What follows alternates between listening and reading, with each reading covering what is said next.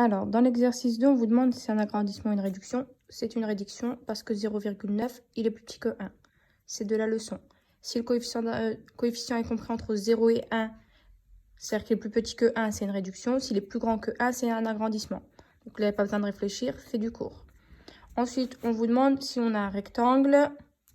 Qu'est-ce qu'on peut dire sur son périmètre? Son périmètre, c'est le contour, c'est une longueur. On a simplement à la multiplier par le coefficient d'agrandissement ou de réduction. Donc ici, c'est un coefficient de réduction. Donc on multiplie par 0,9. Qu'est-ce qu'on peut dire sur son aire? C'est ce qui est à l'intérieur, c'est la surface. Pareil, dans la leçon, on a noté que quand c'est l'aire, on doit multiplier par le coefficient au carré. Donc 0,9 au carré, ça fait 0,81. Donc on multiplie par 0,81. Qu'est-ce qu'il en est de la diagonale? Donc la diagonale, c'est soit celle-là, soit celle-là. Il s'agit de la diagonale, soit celle-là, peu importe, d'une longueur. Donc une longueur, on multiplie par le coefficient, donc on multiplie par 0,9. Pour l'exercice 3, c'est le même principe. On nous donne 3 cinquièmes. Alors 3 cinquièmes, on ne sait pas si c'est plus grand ou plus petit que 1, donc on fait la division.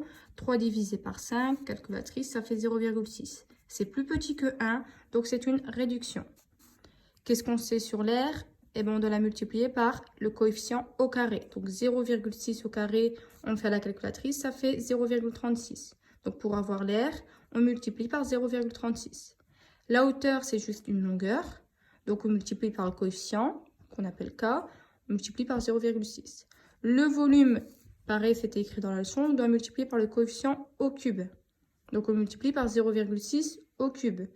On fait à la calculatrice 0,6 au cube, ça nous donne 0,216. Donc, c'est-à-dire qu'on multiplie par 0,216. Quand on fait le calcul sur la calculatrice, on ne met pas le fois. Le fois, c'est juste pour dire multiplier par.